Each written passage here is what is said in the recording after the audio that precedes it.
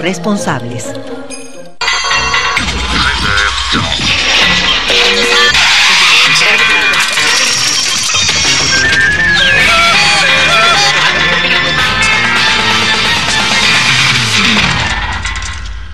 Tecnología y vida.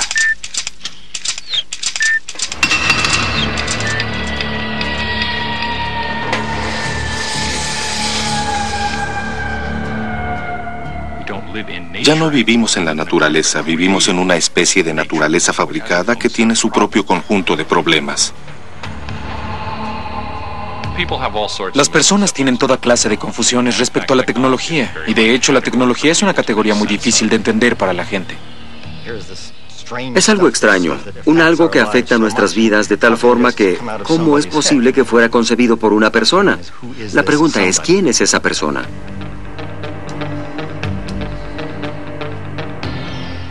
Algunas personas opinan que todo es cuestión de percepción e ingenio. Otras creen que todo está diseñado casi en base a un plan. Un plan. ¿Pero el plan de quién? La tecnología encierra un poder increíble. Sin embargo, las fuerzas que la forman y la exponen parecen ser un misterio. El misterio no es tanto por qué tenemos tecnología, sino por qué la tecnología se activó de repente.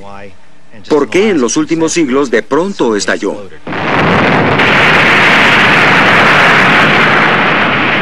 Madres de la invención.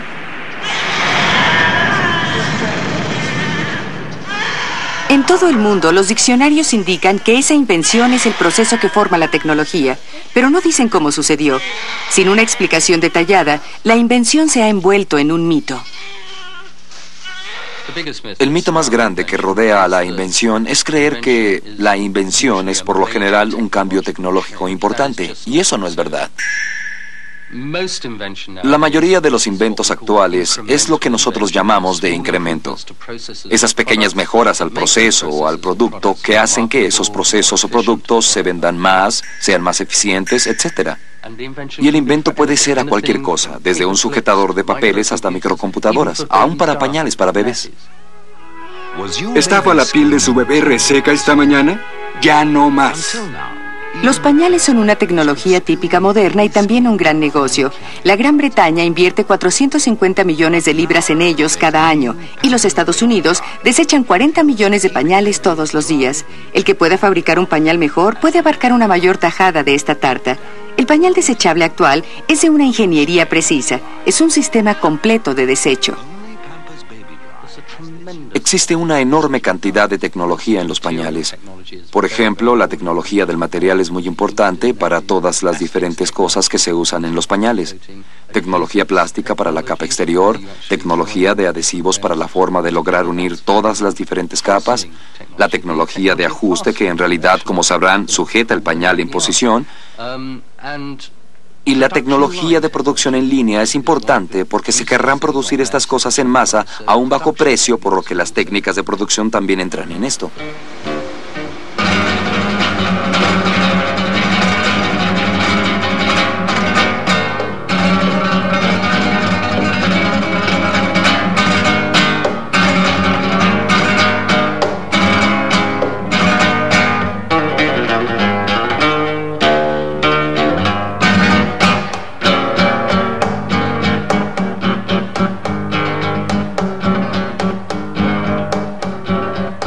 Como la línea de producción que los fabrica, cada parte del pañal desechable está ideada para realizar una labor específica. La mayoría de los inventos en pañales están enfocados en lograr que el líquido sea alejado de la piel del bebé. Esa es la idea básica y para hacer eso se cuenta con una serie de capas. El diseño de pañales es algo muy reñido. El trasero del bebé es una nueva frontera. El futuro de carreras y corporaciones depende de esa capa superabsorbente, y todo fabricante conserva su fórmula como un secreto muy protegido. Para ver qué planea la competencia, una muestra debe ser recubierta en una capa de oro puro de solo unos átomos de grosor.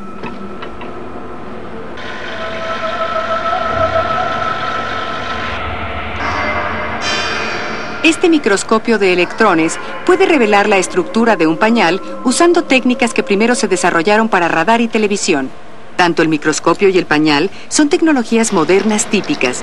Son construidos usando componentes que en un principio fueron creados para solucionar otros problemas. Hasta mediados de los 80, los diseñadores de pañales recurrían básicamente a fibras de papel para formar esa capa absorbente. Pero en 1987 fue lanzado un pañal revolucionario que incluía un material que provenía, según parecía, de un área científica sin relación.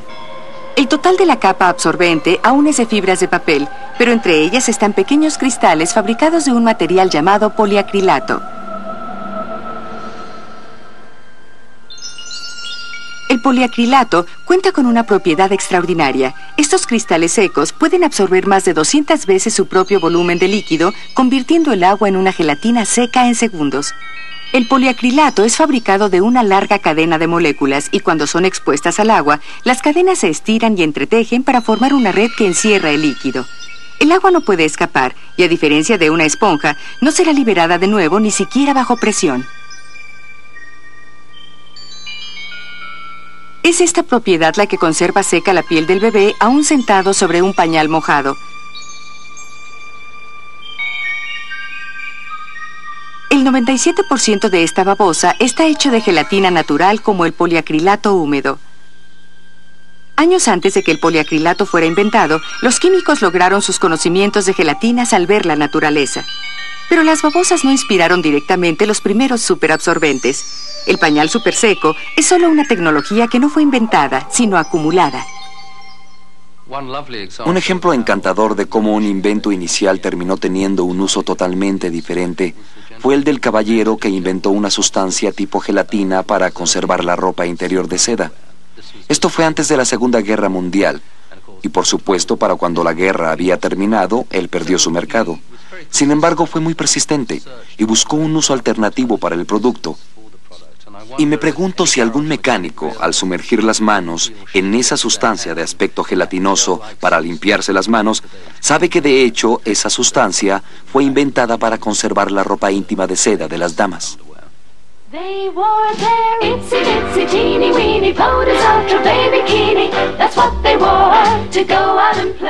El pañal desechable no tiene un inventor específico, sino que es el producto de más de 500 patentes.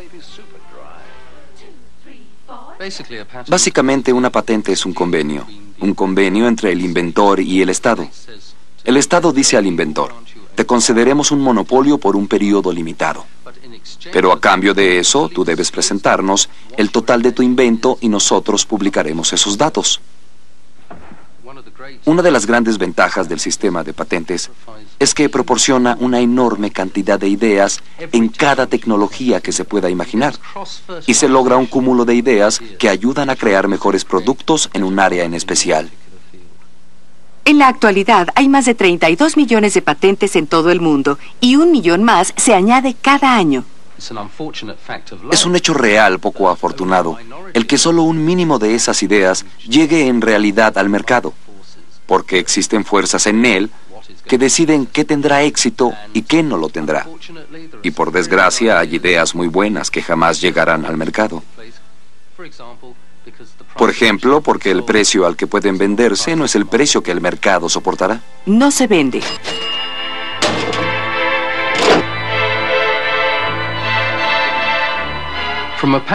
Desde el punto de vista de la patente, el cambio tecnológico depende casi totalmente del mercado. Las patentes se basan en dinero y por lo tanto lo que logramos son inventos que desea el mercado. Creo que eso está mal. Creo que eso es una gran sobresimplificación. A veces la necesidad, en mi opinión, es la madre de los inventos, pero menos frecuente de lo que la gente cree. Lo que la gente no entiende sobre los inventos es la extensión con que los inventores inventan mercados. El éxito del pañal desechable depende de un determinado conjunto de valores sociales y culturales. Vivimos en una cultura donde tratamos de distanciarnos entre nosotros lo más posible por nuestro olor natural, por ejemplo. Entonces, en el desarrollo de este proceso de restregarnos y perfumarnos y conservar nuestra casa lo más antisépticamente limpia y brillante posible, se presenta el bebé, que no está entrenado en el uso de ninguna de estas tecnologías de limpieza. Lo que usted hace con eficiencia con el pañal desechable es colocar una línea de depósito alrededor del bebé que permitirá un eficiente, aseado y antiséptico receptor de desechos.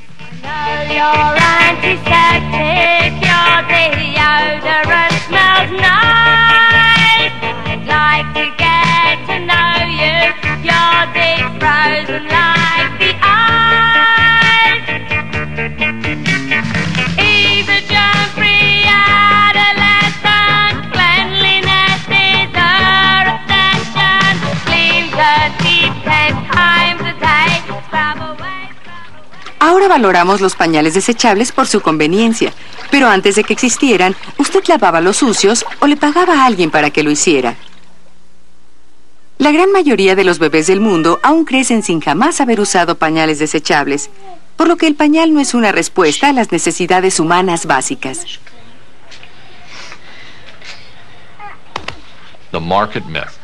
El mito de mercado es la noción de que esa tecnología solo se produce en respuesta a la demanda general por algo, que la gente tenga alguna necesidad básica por un producto o servicio. Y el peligro con eso es que doblega al individuo común hacia una actitud pasiva y de impotencia. ¿Cómo se puede discutir con la gran mayoría? No se puede discutir con las fuerzas del mercado, y es así como es la realidad. Las necesidades humanas no siempre son universales. Nuestra tecnología refleja ese hecho.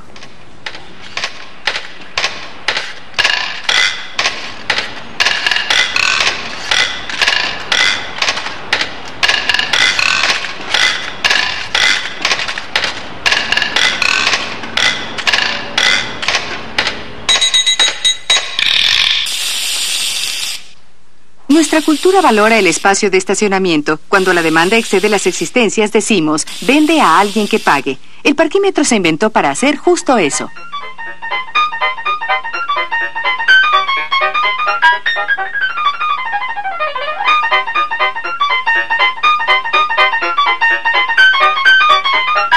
Un parquímetro vende tiempo. Consiste en un mecanismo de monedas y un medidor de tiempo. En el centro del medidor se encuentra este torno giratorio. El torno es el pulso del corazón del medidor. Primero gira hacia un lado, luego al otro, tomando 1/5 de segundo cada vez. Los primeros relojes mecánicos que funcionaron así utilizaron pesas giratorias en lugar de un torno para calcular el ritmo. El engranaje contaba los golpes y medía el tiempo. Esta es una réplica de un reloj construido alrededor de 1330. Tañía una campana que llamaba a los monjes de la abadía de St. Albans a orar.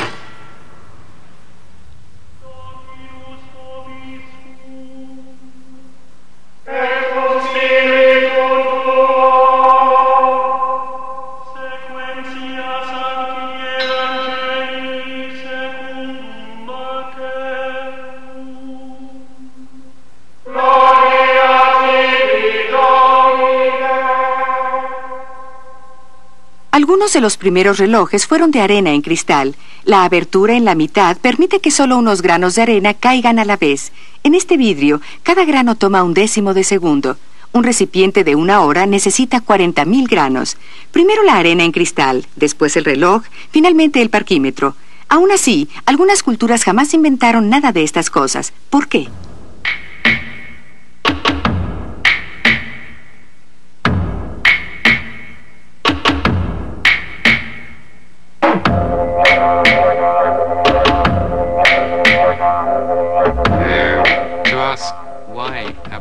Preguntar por qué los aborígenes no inventaron el parquímetro es una pregunta tonta, pero se relaciona bastante con su concepto de tiempo y propiedad. Existen dos formas básicas de ver el tiempo. Una es un panorama circular de que el tiempo se repite en forma recurrente. La otra, en panorama lineal, que nos capta a nosotros como avanzando hacia el frente. Así captamos el tiempo lineal. En la Australia aborigen, personas vivientes encarnan a los ancestros del tiempo de sueños, y cuando la gente muere, regresan a sus ancestros, se convierten en parte del paisaje. Y usted puede decir, esa roca es mi padre, cuido de ella de la misma forma que cuidaba a mi padre de mí cuando estaba vivo. Son rocas talladas en formas extrañas, arrecifes, cuevas y fosas de agua que fueron hechas por algunos ancestros en particular y están llenas de su energía, por lo que se debe respetar la campiña.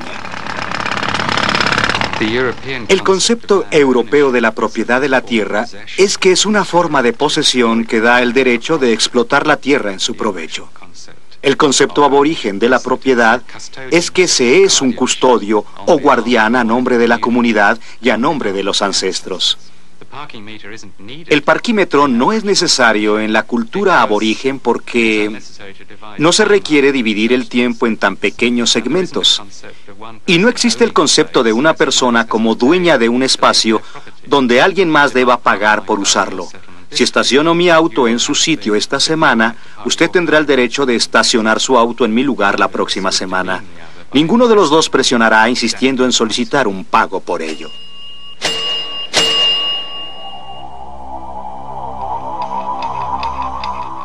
La necesidad de vender espacios con parquímetros ha florecido en nuestra forma peculiar de vida. El problema es que tendemos a ignorar las tecnologías desarrolladas en otras culturas. Nosotros básicamente valoramos la tecnología en términos de su complejidad, por lo que tendemos a ver nuestra propia cultura moverse en una trayectoria de tecnología aún más compleja.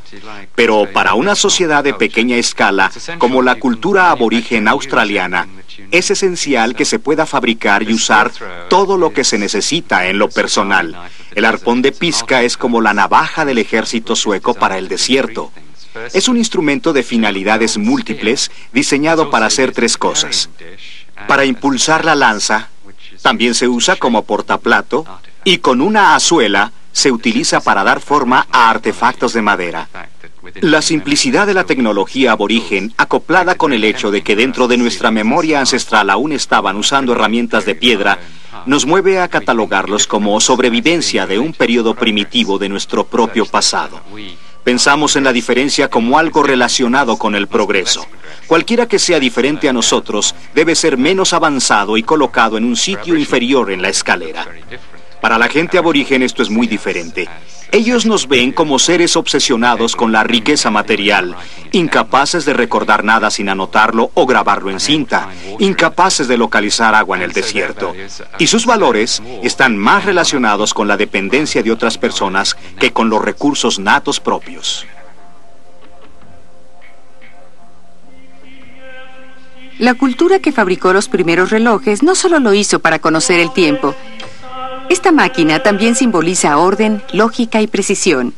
Estos eran valores nuevos en el turbulento siglo XIV.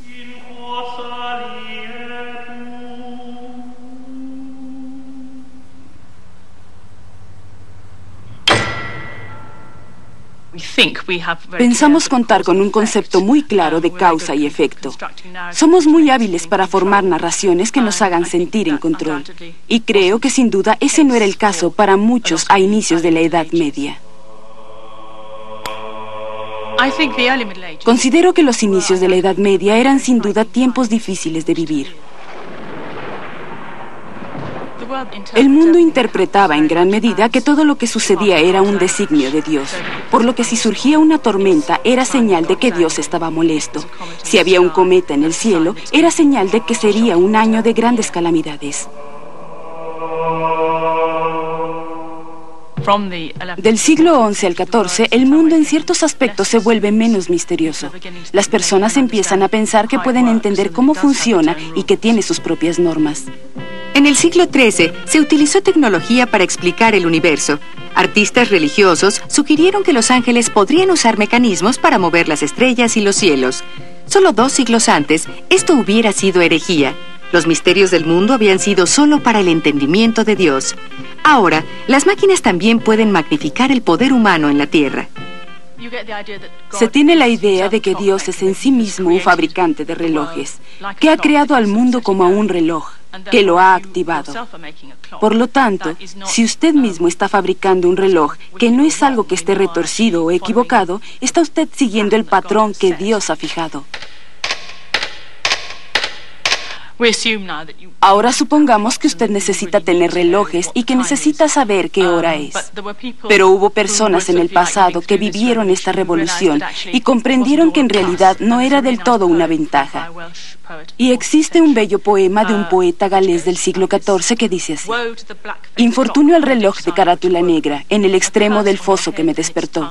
Una maldición en la cabeza y en su lengua, sus 2 sogas y su círculo, sus esferas de gran peso y su cercado y su martillo, reloj incivilizado, como el golpeteo inútil de un zapatero inquieto, una blasfemia en el rostro, un molino oscuro girando en la noche.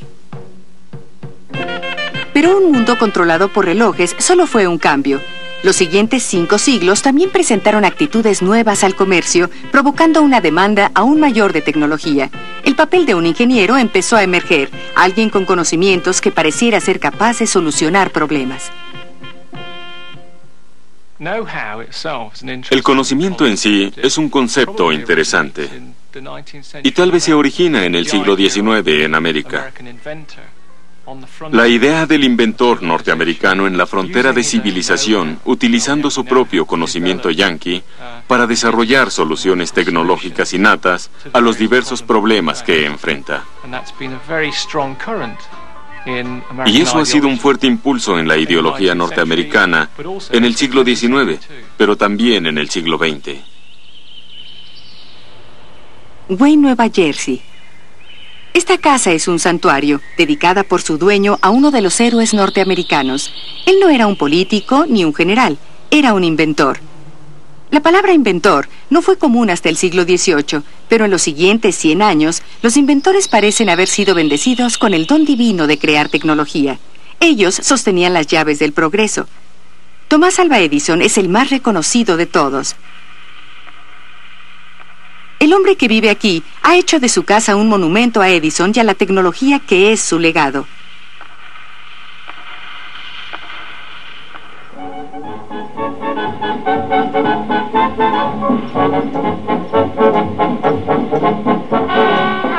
Los logros de Edison son impresionantes para los parámetros de cualquiera.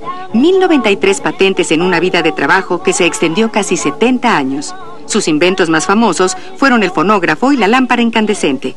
Fue más que un inventor arquetipo. Él pareció personificar algo del espíritu de la Nueva América. Fue un héroe popular en Norteamérica. La gente estaba pendiente de él. Con su nombre, cualquier producto representaba calidad, durabilidad, y la gente lo adquiría si tenía el nombre de Thomas Alva Edison.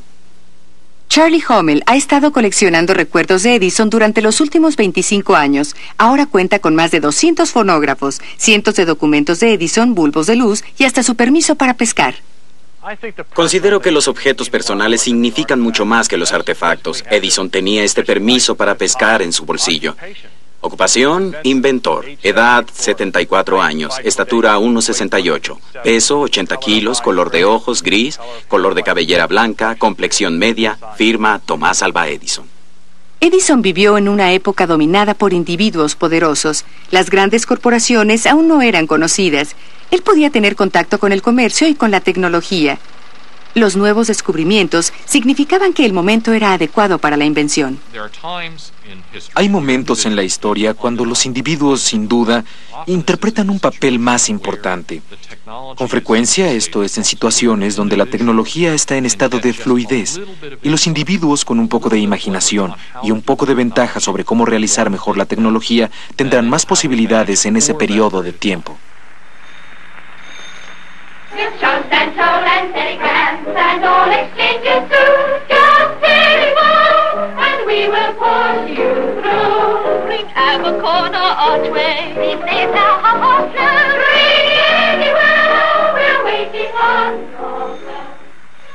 En el popular Salón de la Fama, Alexander Graham Bell está a la par con Edison como todo un inventor heroico.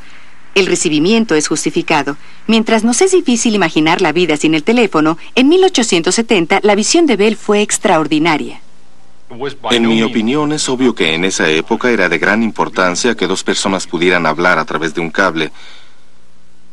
Y no estoy diciendo que sin Alexander Graham Bell jamás hubiera existido un artefacto para transmitir el habla, pero hubiera sucedido varios años después. Tal vez hubiera adquirido un carácter muy diferente del que tiene ahora. Parece un alegato extraordinario, pero en 1870 el teléfono solo era una entre las muchas maravillas de la época.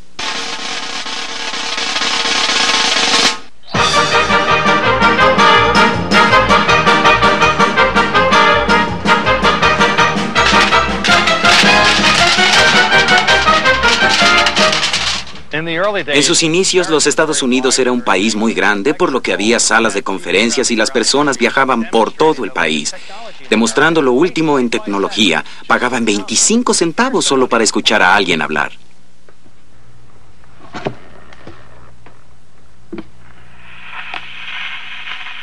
Probando, 1, 2, 3, 4. María tenía un pequeño cordero. Su lana era blanca como la nieve, y a donde María fuera, el cordero iba tras ella.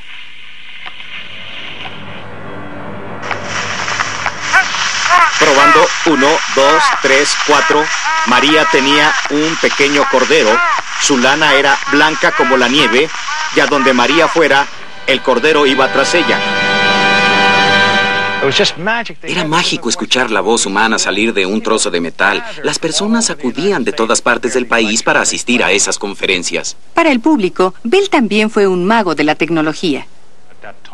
En esa época el teléfono de Bell no funcionaba muy bien y uno de los trucos que usaba era gritar fragmentos conocidos de Shakespeare hasta canciones populares. Se cantaba una canción popular para cubrir los lapsos donde la transmisión no era muy clara.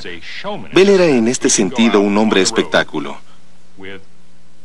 Salía de gira con Tom Watson, su temible y muy famoso asistente, y ellos se separaban, digamos, 16 kilómetros, y Watson para entonces se había acostumbrado tanto a usar el teléfono que podía gritar a través de él, proyectar la voz para que todos en la sala de conferencias pudieran escuchar la voz humana saliendo de ese pequeño artefacto, justo en la plataforma.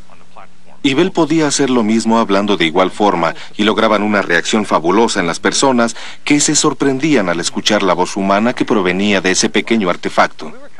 Nos enorgullecía en los Estados Unidos que esto fuera a unir al mundo. Personas en la campiña podrían hablar con los de la ciudad. Esta última tecnología fue emocionante de 1850 a 1860 aproximadamente. Emocionante, pero no esencial a primera vista. Los primeros teléfonos no fueron considerados viables para el sistema de comunicaciones existente. El telégrafo Morse usaba una clave para enviar impulsos largos y cortos a través de un cable con diferentes combinaciones de impulsos largos y cortos para las distintas letras del alfabeto. En la estación receptora, un aparato reproducía el mensaje o lo registraba en una cinta de papel. Para 1870, los cables del telégrafo se instalaban por toda Norteamérica, pero el número de mensajes aumentaba con mayor rapidez.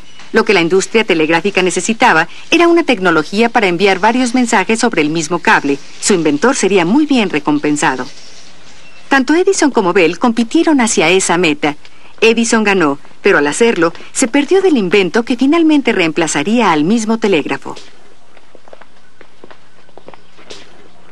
En la Biblioteca del Congreso en Washington existe una pista de por qué Bell y no Edison fue quien inventó el teléfono.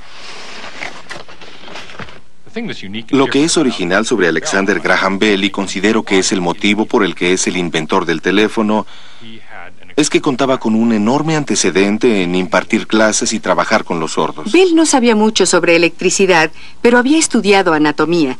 Entendía cómo el oído humano captaba ondas sonoras del aire.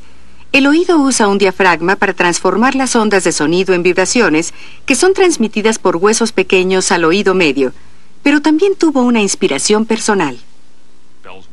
La esposa de Bell fue una de sus alumnas, una alumna sorda. Se enamoró de ella y quería abrirse paso en el mundo y lograr fama y fortuna. No solo quería ser maestro de sordos. Pensó que podía inventar algo único y maravilloso que lo lanzaría a él y a su flamante esposa hacia la gran vida. Bell sabía del mundo tan limitado en que los sordos vivían, y creo que fue por eso que se obsesionó en ello. La obsesión de Bell fue la transmisión del habla. Si se estuviera en la industria del telégrafo y se presentara el teléfono en 1876, 1877, usted lo vería y diría, hay dos cosas que me preocupan de esto. Primero, todo se ha concentrado hacia lograr de 2 a 4 o más mensajes en un solo cable. El teléfono se presenta y eso solo permitirá a una persona hablar con otra persona en el mismo cable en Chicago. Por lo que es un pobre uso de recursos desde el punto de vista técnico o económico. También es dudoso porque el telégrafo, que tiene 40 años de tradición, ya está establecido. De ninguna forma es una tecnología personal, y eso significa que cuando se ve al teléfono, cuya fuerza real es para la comunicación de persona a persona, no tiene sentido. ¿Por qué se querría algo que es tan personal y en realidad no hace buen uso de los cables públicos existentes? En parte por obsesión y en parte por su falta de conocimiento de electricidad, Bell continuó adelante. Su libro de notas muestra uno de los primeros bosquejos para un teléfono. Lo que ve en el extremo izquierdo del diagrama es una especie de cono de trazos a la ligera y un diafragma en el cual usted hablará. Y luego verá un pequeño artefacto con la letra A anexa y esos son los huesos del oído medio. Y luego se ve un magneto electrónico y la idea es, usted habla, inicia la vibración de esos huesos y esas vibraciones son transmitidas a una corriente eléctrica por el pequeño electromagneto. Y pensó, si puedo hacer eso, puedo imitar a la naturaleza, entonces puedo hacer lo que el oído humano hace electrónicamente. Es así de sencillo. Para hombres como Edison, que tenían mucha más experiencia en la electricidad, el diseño de Bell no era funcional. Pensaron que las vibraciones de sonido serían muy débiles, pero se equivocaron. Su idea es tan hermosa y sencilla que jamás se le hubiera ocurrido al electricista profesional. Hay una frase maravillosa de la época dicha por Moses Farmer. Dijo que si Bell hubiera conocido más sobre electricidad, jamás hubiera inventado el teléfono. El acercamiento poco convencional lo llevó al éxito. Su historia demuestra la muy humana naturaleza de la creatividad técnica. Lo más increíble de los seres humanos es que no solo almacenamos información y la repetimos como lo hacen las computadoras, la transformamos. Y esa transformación conduce a errores en ciertas situaciones, en especial en la clase de labor que una computadora haría bien, pero también es una fuente de creatividad. Edison en ocasiones tropezaba con un invento, pero como inventor heroico arquetipo, es más recordado por su persistencia. Edison tenía una frase que considero es una de las mejores que he oído. Él decía, es un 1% de inspiración y 99% de transpiración. Y es cierto, hoy hay que trabajar mucho por lo que se desea hacer. Cuando trabajaba en el laboratorio presionaba la tarjeta de tiempo demostrando que trabajaba unas 114 horas a la semana. Me agrada Edison como persona y por lo que representa. Era un ser humano. Trabajaba como todos, conducía un auto, comía tarta de manzana. Era como usted y yo. Creo que los inventores son personas muy especiales, y los mejores inventores sin duda son muy creativos, y pensamos que la creatividad puede entenderse. No debe ser presentada como una especie de magia o totalmente genética o algo como eso. No debemos catalogarlos como misteriosos, desquiciados o algo similar. Y es justo lo que pensamos de los inventores, científicos e ingenieros, que están dementes. Existe la creencia popular de que la inventiva y creatividad se presentan porque las personas, en ocasiones, están marginadas socialmente. Alegamos que si la persona en realidad es muy peculiar, entonces es posible que forme una especie de muro, algo excéntrico o cosas creativas, y este mito se expone una y otra vez. Existen una serie de cosas que normalmente asociamos con la persona que presenta un invento científico o tecnológico. Y estas son características que rastreamos hasta épocas remotas porque son las mismas características que encontramos que las personas de la Edad Media daban a los hechiceros y en muchos casos al médico brujo. De hecho, en algunos casos, esta es una imagen que se puede rastrear hasta en las historias fantásticas fotocientíficas. Con frecuencia existía un laboratorio subterráneo que podía localizarse en el centro de la Tierra, bastante oculto antes de presentarse al mundo.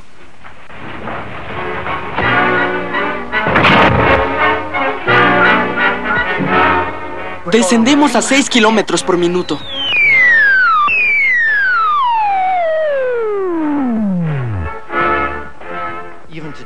A la fecha se ha averiguado que al entrevistar a personas que viven cerca de una planta nuclear o un laboratorio, con frecuencia hablan de habitaciones subterráneas o laboratorios subterráneos.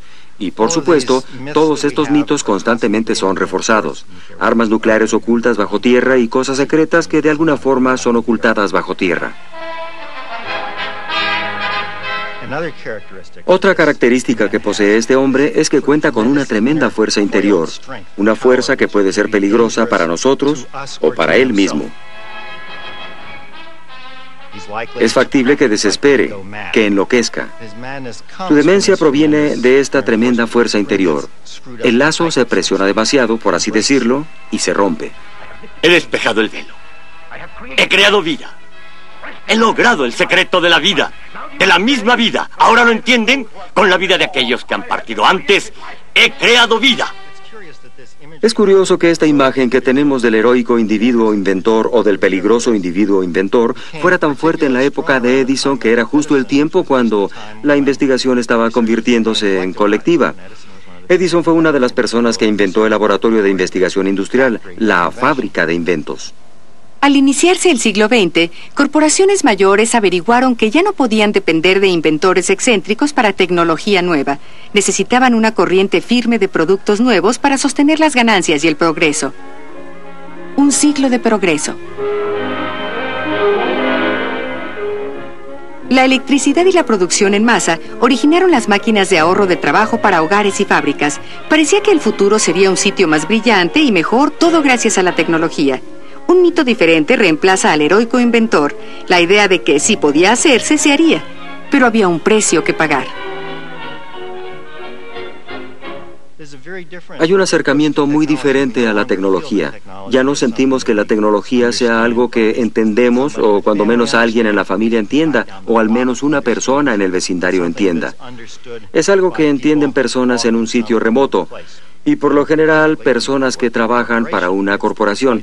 Es la corporación X y Z la que entiende esa tecnología y por lo tanto la controla. Y eso es factible que provoque ansiedad. ¿Qué es este lugar? ¿Qué sucede aquí?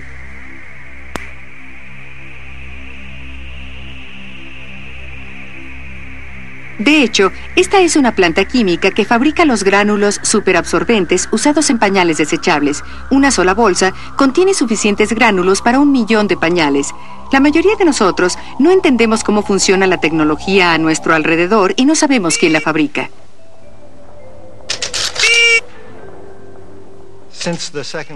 Desde la Segunda Guerra Mundial, la imagen del inventor heroico ha degenerado y se menciona cualquier invento más reciente. Es muy posible que el público diga, ah, sí, el láser fue inventado por X.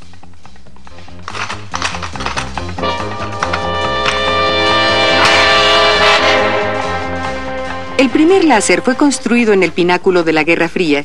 Cuando su impresionante potencial fue aclarado, la investigación de inmediato se clasificó.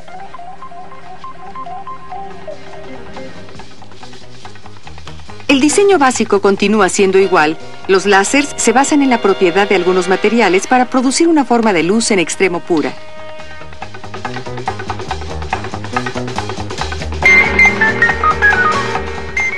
El corazón del primer láser era solo un cristal de rubí puro. En ambos extremos, una base de espejo casi perfecta.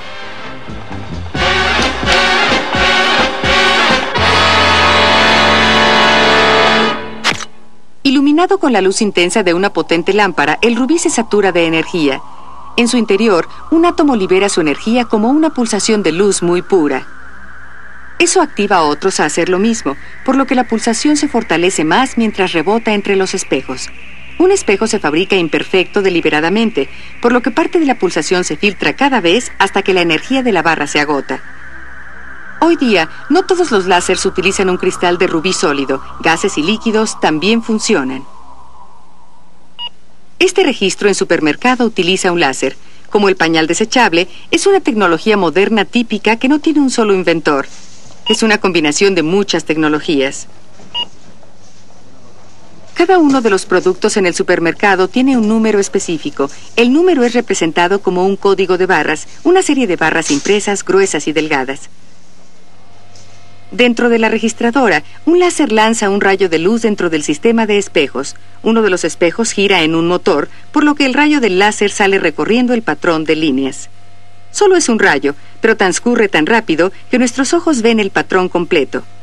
Si el rayo cruza un código de barras, se refleja de nuevo donde el patrón está claro y es absorbido donde el patrón es oscuro, por lo que el rayo reflejado se enciende y apaga como clave Morse.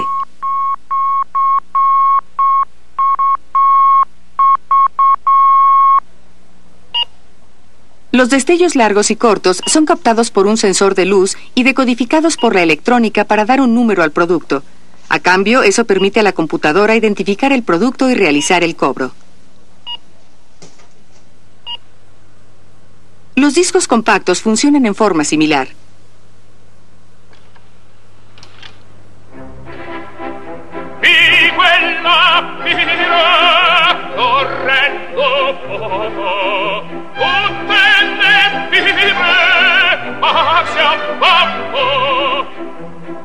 Un disco compacto tiene mucho de plástico. El plástico protege a un disco delgado de aluminio que está cubierto en un patrón muy similar al código de barras, excepto que las barras solo son de 1 milésima de milímetro de ancho.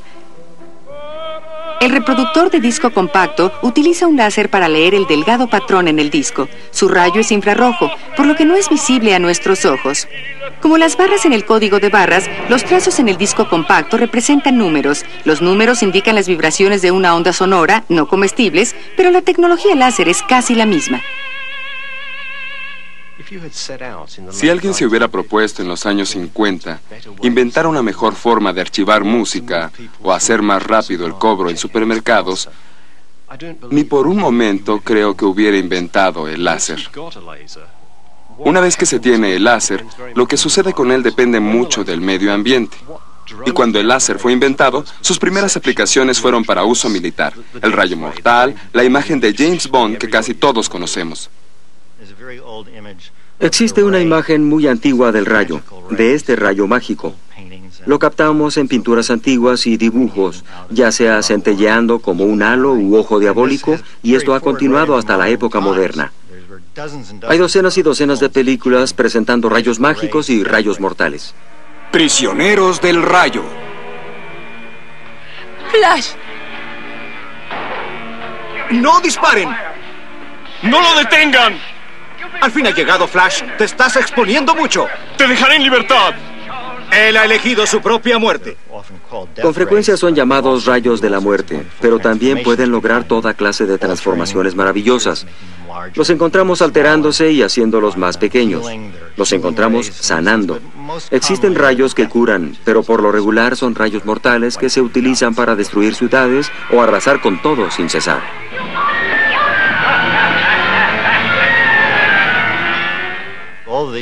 Todas estas cosas se mezclan hasta que es muy difícil desenredarlas y nos ponemos a pensar. En alguna parte hay un pequeño láser que se usa para comunicación y no para irradiar seres o estallar ciudades o transformar seres humanos en monstruos. Los sistemas militares de láser sí existen. Pero el poder destructor del láser aún no ha sido usado directamente en una guerra auténtica. Había un número de problemas prácticos que en realidad significaban que este concepto de rayo mortal no había llegado a ninguna realidad. Pero como sí funciona es usándolo para señalar blancos. Se proyecta un láser relativamente bajo en potencia desde una nave hacia el blanco. Se ilumina el blanco con el láser. Y las bombas especiales que todos vimos usar con mucha frecuencia en el Golfo tienen un sensor en la punta de la bomba que capta el punto iluminado y dirige la bomba deliberadamente al blanco marcado. Así que en lugar de ser la vía de producir directamente la destrucción, el láser guía la destrucción hacia el blanco, aun cuando esa no era la idea original. Existe una película famosa, no famosa en su tiempo, pero se volvió famosa porque la estrella era Ronald Reagan, y en la que se usaba un rayo mortal para derribar aviones. Los bombarderos eran temibles en los 30, y por lo tanto un rayo hubiera sido bueno para destruir los bombarderos. 50 años después, Reagan estaba interpretando un papel diferente, el de un presidente promoviendo la iniciativa de estrategia de defensa.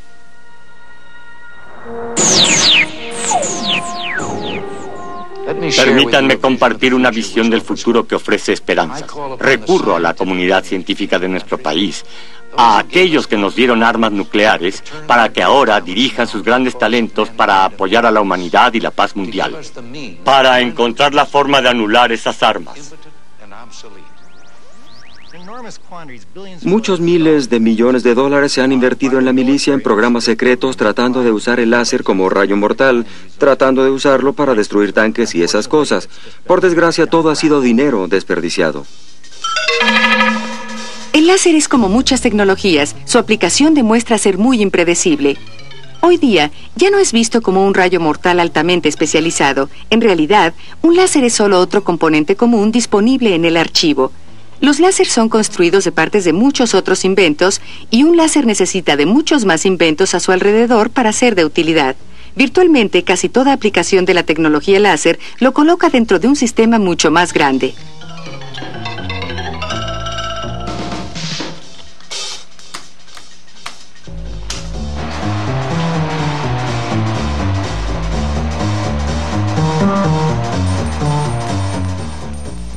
Marcar superficies es una de las aplicaciones más comunes en la industria.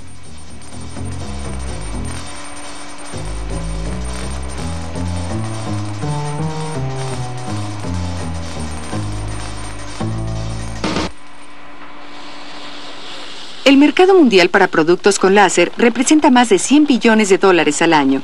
Muchos sistemas de láser utilizan el poder de enfoque del láser, la luz para cortar, quemar y derretir, pero la gran mayoría son encontradas en aplicaciones que se relacionan muy poco con los rayos mortales. Tal vez es porque el láser aún es muy nuevo y un aura de misterio persiste en la tecnología láser.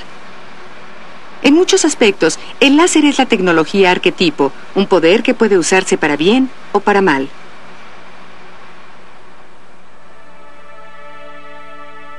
Nuestra cultura aún está asimilando la tecnología. No cambiamos la Tierra con poderes míticos. En su lugar, hemos construido nuevos mitos alrededor de la tecnología y el proceso que la conforma. La pregunta es cómo superamos esto. No es posible hacerlo con una respuesta sencilla, pero si se está hablando sobre cómo fue inventado el teléfono, sin duda estarán involucradas fuerzas del mercado, fuerzas sociales, individuos brillantes y casi heroicos. Pero ninguno de esos mitos tiene valor por separado, pero cada uno contiene una verdad parcial. Si se toma a cualquiera de ellos por separado como una explicación total, no funcionará. De alguna forma imaginamos diferentes estas dos esferas, naturaleza y tecnología, y no son tan diferentes. La tecnología es básicamente una actividad humana. Es tan natural para los seres humanos tener tecnología como para las aves fabricar nidos y los peces nadar. Antes de ser humanos teníamos tecnología y nos convertimos en humanos a través de la tecnología. Si entendemos un proceso, entonces podemos empezar a monitorearlo, reflejarnos en él y cambiarlo. Si no entendemos el proceso del cambio tecnológico, entonces seremos víctimas de algo creado por nosotros. Esa es una paradoja interesante. Lo estamos fabricando y al mismo tiempo somos víctimas de ello. Parece algo inherente en tecnología que una vez que se llega a cierto punto, una vez que se empiezan a comunicar y a unir los detalles, la tecnología se activará de nuevo. Es algo en la naturaleza del conocimiento de que cuando se llega a cierto punto, empezará a autoalimentarse y despegar, y ahí es donde estamos ahora.